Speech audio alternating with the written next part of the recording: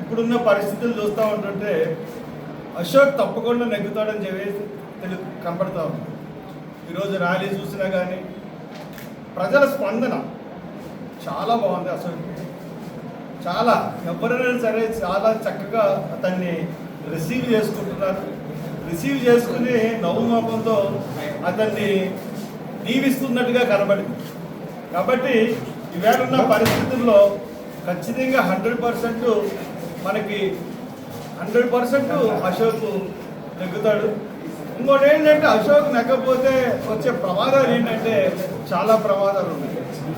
ఎందువల్లంటే ఈ 5 సంవత్సరాలు కూడా అశోక్ చాలా అసలు అక్కడ యానంలో శాంతి భద్రతలు అన్నాయి మెయిన్ ప్రయారిటీ ఇచ్చి తన్ని పనులు చేయించకపోయినా ఎక్కడ ఆవేశపడకుండా చాలా జాగ్రత్తగా ఆయన గెట్టుకుంటూ వచ్చాడు. అంతేగాని ఇంతకుముందు పాలకులు మనకు తెలుసు ప్రతి దాంట్లో అభివృద్ధి మాటున్న పర్సంటేజ్లు ఆయన ఏ రకంగా తీసుకున్నాడో యానం ప్రజలందరికీ తెలుసు. అన్నిటికన్నా చెప్తే అడుగుతా ఉన్నాను ఈవేళ ఆయన్ని, మల్లాడి కృష్ణారావు గారిని. సరే ప్యాకేజీ స్టార్ అన్నట్టు నేను 2 సార్లు ఎంపీ చేసి ప్యాకేజీ తీసుకుని నేను అశోక్కి ప్రచారం చేయడానికి వచ్చాను. ఆ అమ్మాయి మహిళా కాంగ్రెస్ ప్రెసిడెంట్ అమర్ జాన్ బేగం ఆవిడ ప్యాకేజ్ అంట. ఇక్కడ చెప్తున్నాను, ఇక్కడ కాంగ్రెస్ పార్టీ మరి నువ్వు కూడా మా కాంగ్రెస్ పార్టీలో ఉన్నావు. నువ్వు ఎంత ప్యాకేజీకి అవసర పార్టీకి వెళ్ళిపోయావో ముందు చెప్పిన తర్వాత మమ్మల్ని అన్నానికి నీకు రైట్ అనేది వస్తుంది. ఇంకోటి ఏంటంటే నేను అడుగుతున్నాను నిన్ను ముక్కుసూటిగాను, ఆ రోజున రిలయన్స్ వాళ్ళు ఎంత కార్పొరేట్ సోషల్ రెస్పాన్సిబిలిటీ ఫండ్స్ ఇచ్చారు, దానికి లెక్కలు ఏమన్నా నువ్వు చెప్పగలవా? అన్నిటికన్నా GSPC Gujarat state petroleum corporation limited, Gujarat GPCC అన్నది 40 కోట్లు మనకి సిఎస్ఆర్ ఫండ్స్ ఇచ్చింది యానానికి. తర్వాత 60 కోట్లు ఇచ్చింది యానానికి ప్లస్ ఆంధ్రప్రదేశ్.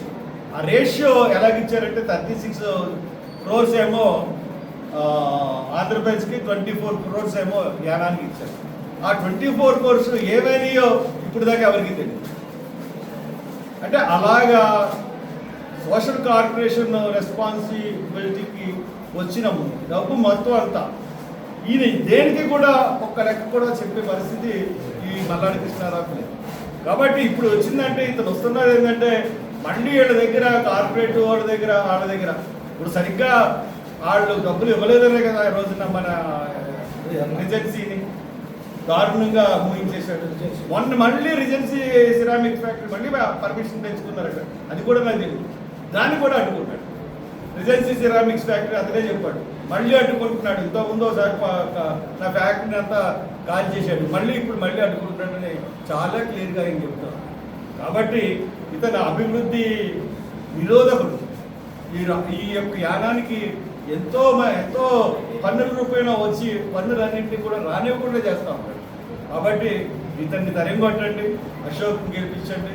మరి తప్పకుండా ముఖ్యంగా నేను అన్ని కులాల వాళ్ళకి చెప్తా ఉన్నాను, అన్ని కులాల వాళ్ళని కూడా ఈయన ఎక్స్ప్లాయిట్ చేస్తాడు. మల్లాడి కృష్ణారావు ఎక్స్ప్లాయిట్ చేసి వాళ్ళలో మధ్య విభేదాలు పెట్టి పబ్బం గడుపుకోవాలని చూస్తాడు. జాగ్రత్తగా ఉండండి నాయకులు అందరూ కూడా ఏకతాటిగా, ఎస్సీలేంటి కాపులేంటి అందరూ, ఫిషర్మ్యాన్ ఏంటి, ప్రతి ఫిషర్మ్యాన్ పేరు మీద ఎంత సంపాదించడం నాకు తెలుసు. ఎందుకంటే నేను అతనితో కలుపు అతను ఎమ్మెల్యే ఉన్నప్పుడు నేను ఎంపీగా ఉన్నాను. ఫిషర్మ్యాన్ పేరు మీద ఎన్నో పడవలు శాంక్షన్ చేయించుకుని వాళ్ళకి ఇవ్వకుండా డబ్బులు ఎంతో తినేసారు.